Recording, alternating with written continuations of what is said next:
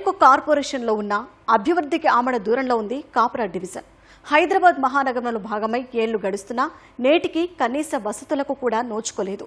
Drainage వ్యవస్థ సరిగా లేనందున రోడ్లపైకి మురుగునీరు వస్తోందని స్థానికులు వాపోతున్నారు. దుర్వాసన, దోమలు, ఈగల వల్ల రోగాల బారిన పడుతున్నామని ఆవేదన వ్యక్తం చేస్తున్నారు. కనీసం తాగునీరు సైతం అందుబాటులో లేక నరకయాతన అనుభవిస్తున్నామని చెబుతున్నారు. సమస్యల పుట్టగా నిలుస్తున్న కాప్రా డివిజన్పై ఈటీవీ ఫోకస్.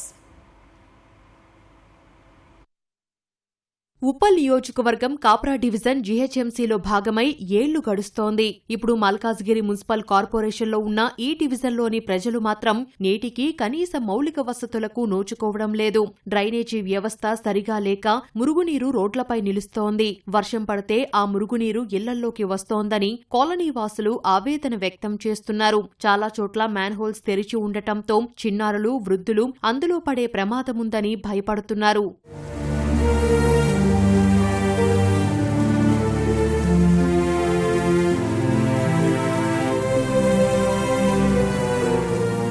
కాప్రా డివిజన్లో అనేక బోర్లు ఎండిపోయి తాగునీటి సమస్య తీవ్ర రూపం దాల్చింది. చేతి పంపులు కూడా నిరుపయోగంగా ఉండటంతో ప్రజలు తాగునీటి ట్యాంకర్ల కోసం ఎదురు చూడాల్సి వస్తోందని కాలనీ వాసులు చెబుతున్నారు. ప్రభుత్వ పాఠశాల భవనం కూడా శిథిలావస్థకు చేరుకుందన్నారు. పెచ్చులు ఊడుతున్న గోడల మధ్యే పిల్లలు చదువుకోవాల్సి వస్తోందని తల్లిదండ్రులు ఆవేదన వ్యక్తం చేస్తున్నారు. ఏ క్షణంలో ఏ ప్రమాదం జరుగుతుందోనని భయాందోళనకు గురవుతున్నారు. నీళ్ళకైతే చాలా బాగుంది కదా, నల్లు వస్తే పట్టుకోవాలి, లేకుంటే లేదు. ఇప్పుడైతే బస్సు బాగా అవుతుంది, నీళ్ళు వస్తలేవు సరిగా. మాకైతే చాలా కష్టం ఉంది ఈ ఊళ్ళో. నువ్వేమన్నా బస్సు రాదు, ఏడిపోయే కాలం బిడ్డ నడవరను చెప్పు, బస్సు బంద్ అయింది. డ్రైనేజ్ ప్రాబ్లం, వాటర్ నిండితే మొత్తం ఇళ్లకు గుంతలు గుంత. రోడ్ అయితే అస్సలు బాగాలేదు, అక్కడ రోడ్డు ప్రాబ్లం చాలా ఉంది. వాటర్ అయితే 6 years నుంచి చాలా ప్రాబ్లం అవుతుంది. ఇగో వాటర్ లేక అట్లానే ఉన్నాం పొద్దుటి నుండి మొత్తం. ఈసారి అయితే మరీ ఎక్కువైంది వాటర్ ప్రాబ్లం.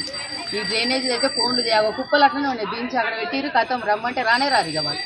ఈ నీళ్లు నిలవడం అయితే రోడ్లు అయితే చూడండి అస్సలు బాగాలేవు. రోడ్లు అయితే వాటర్ గురించి ఇట్లా చెప్పి మాకైతే చాలా రిస్క్ వచ్చింది. నీటి సమస్య ఉంది. ఎండాకాలం వచ్చిందంటే మాకు నీటి సమస్య, ప్రతి ఇంట్లో నీటి సమస్యనే ఉంది.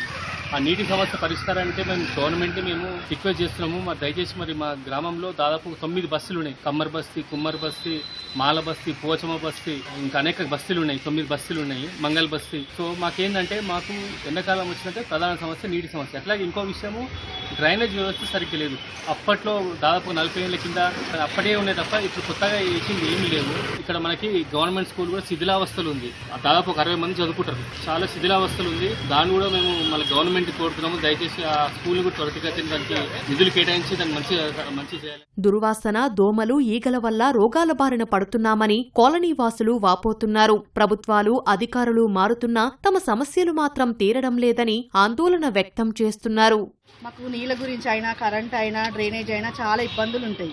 అందరింటికి అందరు లీడర్లే ఉంటారు, వస్తే మాత్రం జోబులు వేసుకుంటారు. ఒక్కరన్నా అసలు సరిగా ఎవరు ఏం చేయరు. చాలా ప్రాబ్లం అంటే చాలా ప్రాబ్లం ఉన్నాయి. వాటర్ అయితే ఎండాకాలంలో అయితే చాలా ఘోరంగా ఉంటాయి. ఏదో ఒక్కటి సరిగా ఉండదు. రోడ్లు అయితే చాలా ఘోరం. వర్షాలు వస్తే మాకు ఈగలు, దోమలు, డస్ట్ బిన్స్ అయినా కానీ చాలా ఘోరంగా ఉంటుంది. ఎవ్వరు పట్టించుకోరు అసలు ఊర్లో. మాకు నీళ్ళ సమస్య చాలా ఇబ్బంది ఉన్నదండి. బోల్ రన్ ఎండకపోయినాయి. ఇంతకు ముందు బోల్ ఎండకపోతే గవర్నమెంట్ నుంచి ట్యాంకర్ రన్న పోసిండ్రు. ఇప్పుడు అది కూడా లేదు. చాలా ఇబ్బంది అవుతుంది. ఈ రోడ్లు సరిగ్గా ఉడుస్తలేరు, మోరీ సరిగ్గా తీస్తలేరు. చాలా ఇబ్బంది అవుతుంది మాకు. ఇక్కడ మాకు అందరం ఆడుకోనికే గ్రౌండ్ లేదు, రోడ్ కూడా బాగాలేదు.